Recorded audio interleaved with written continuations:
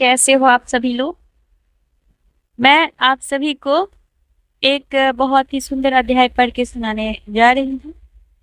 ये अध्याय जाति प्रथा पुस्तक की है और इस अध्याय में बहुत सी अच्छी अच्छी बातें दी हैं।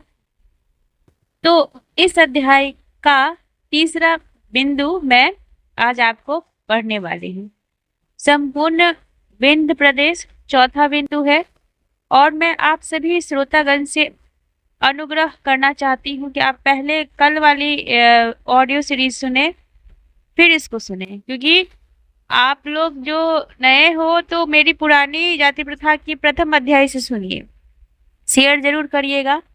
बाबा साहेब के बारे में आप इस जानने को मौका मिलेगा। चौथा, मध्य प्रदेश जिसमें सुनील इनक्लेव और मंदसौर जिला होगा। पांचवा, राजस्थान के कोटा जिले का सिरोज उपखंड। इस नए मध्य प्रदेश की कुल जनसंख्या 2,60,10,000 और क्षेत्रफल लगभग 1,71,200 वर्ग मील होगा। मेरा सुझाव है कि इसे दो राज्यों में बांटा जाए, उत्तरी मध्य प्रदेश और दक्षिणी मध्य प्रदेश।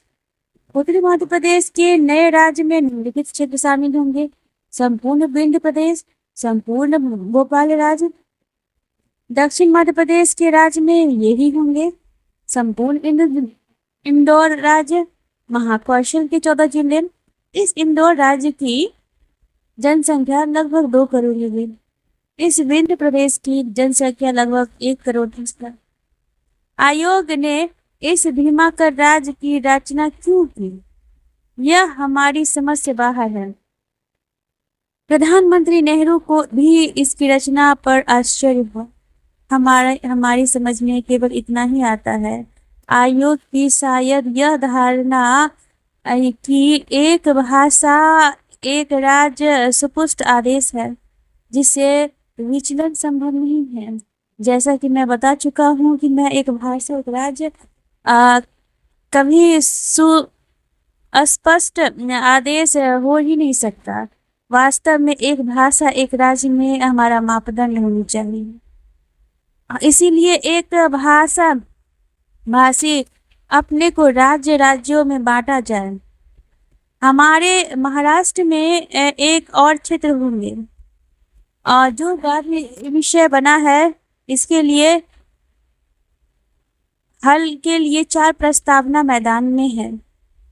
पहला, मुंबई राज्यों से यथावत बना रहने दिया जाए, अर्थात इसके एक मिश्रित राज्य रहने दिया जाए जिसमें महाराष्ट्र, गुजरात, बम्बई 3 में आ जाए। वर्तमान राज्य में भंग कर दिया जाए, महाराष्ट्र और गुजरात को अलग अलग कर दिया जाए।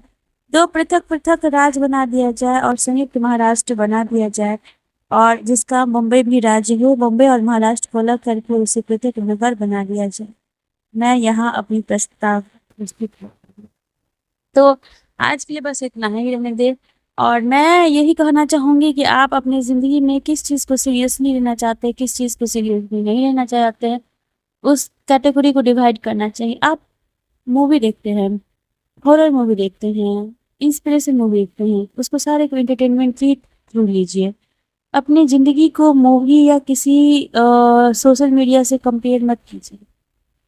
और मैं यहाँ पे यही कहूँगी कि आप की लाइफ बहुत प्रीशियस है। परमात्मा सिर्फ आपको भी आपके जैसा बनाया है, और ये जो डीएनए है वो दोबारा रिक्रिएट नहीं हो सकता, दोबारा बनाया नहीं जा सकता है। आपके जैसा इस दुनिया में कोई नहीं है, और ऐसा कहा जाता है कि इस दुनिया में हर एक इंसान के पास एक अलौकिक शक्ति होती है, अद्भुत स्पेशल होता है वो किसी न किसी एक काम में। हर इंसान किसी एक काम में स्पेशल होता है। उस पहचान को तराशना है, आपकी सफलता आपके कदम चूमेगी।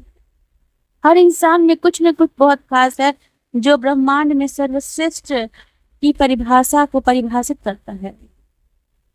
मुझ में, आप में, हर एक इंसान में एक अलौकिक शक्ति है जो एक उसकी स्पेशल पावर, और परमात्मा सिर्फ आप ही को पूरे ब्रह्मांड में आप ही को आप जैसा बनाए, आपके जैसा स्वभाव ना आपके जैसा कंपैरिजन किसी के पास हो ही नहीं सकता। ये तो परमात्मा की बहुत खूबसूरत दुनिया है। तो आप जैसे हो सिर्फ आप ही हो, आपकी जैसा कोई तुलना भी नहीं कर सकता है, मतलब तुलनात्मक वाक्य में भी नहीं हो सकता है। तो आप जो हो सिर्फ आप हो। कोई कहता है कि तुम फलना की तरह दिख रहे हो, तुम उसकी तरह दिख रहे हो, तो ये सब अच्छी अच्छी बातें या इसको मैं नहीं कहूँगी, बस इस बात में आप नहीं रहना।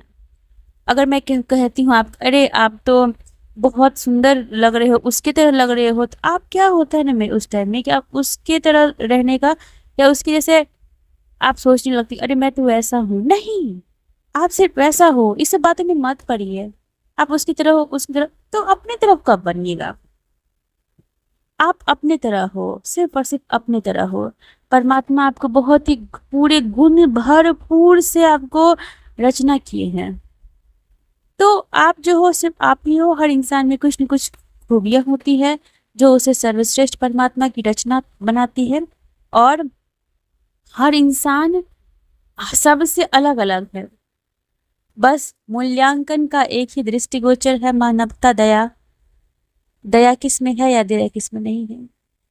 तो मैं कहूँगी कि आप अपने प्रति दया करो। आज का युग जैसा है, जो अपने हेल्दी लाइफ स्टाइल को बनाना चाहते हैं कि हमको ज़्यादा झोल झपट्टा में नहीं रहना है, किसी से इधर उधर में नहीं रहना है। आप अपने लाइफ से मतलब रखो, मेहनत करो, खाओ पियो, मेहनत करो, आराम से रोजी रोटी कमाओ, किसी से लाई लपट में नहीं रहो।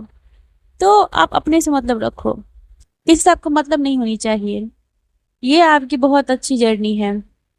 और अपने से मतलब रखिए, अपने बाल बच्चा को अच्छा एजुकेशन दीजिए।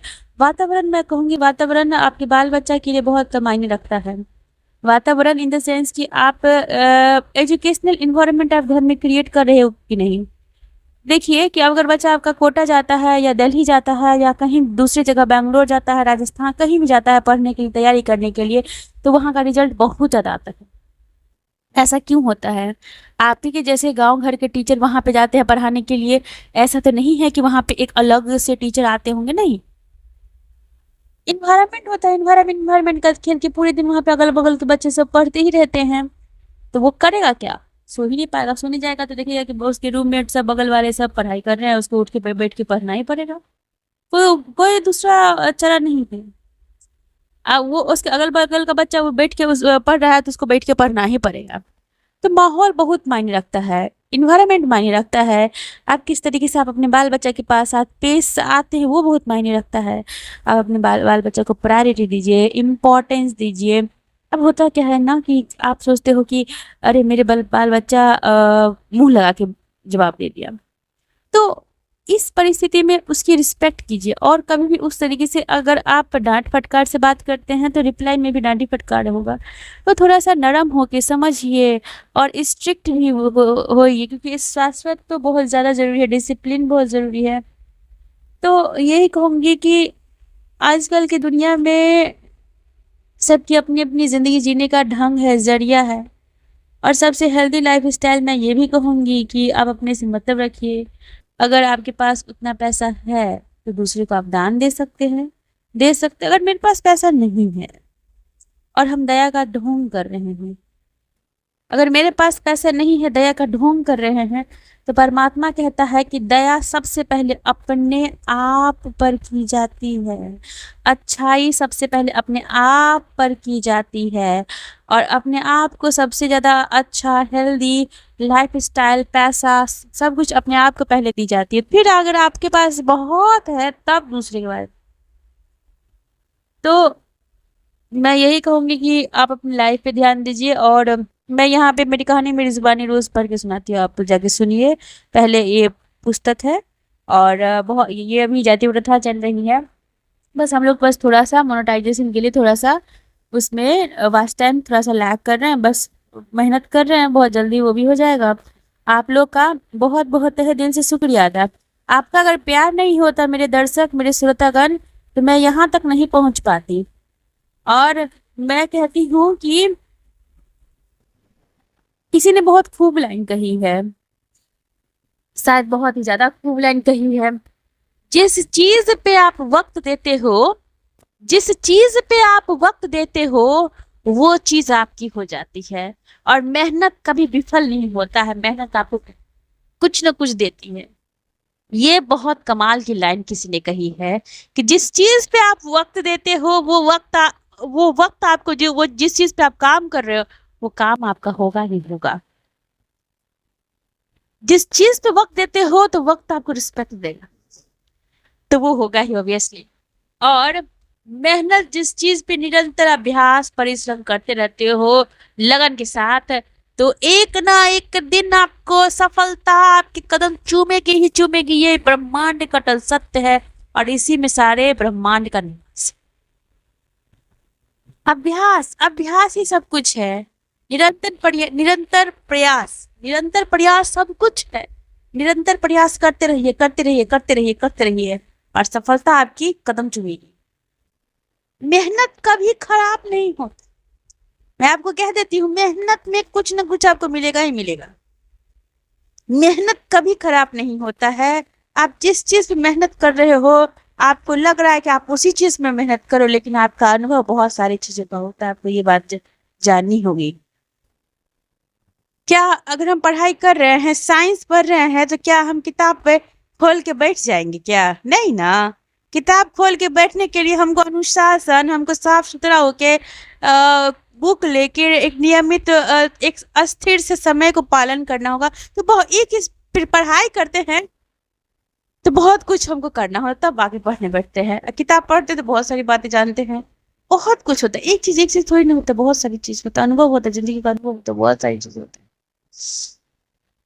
तो यही कहेंगे कि आप मेरे चैनल को सब्सक्राइब कर दीजिए अगर नए लोग हो। पुराने हैं तो तहे दिल से शुक्रगुजार, और आपकी फीडबैक हम लोग जरूर पढ़ते हैं।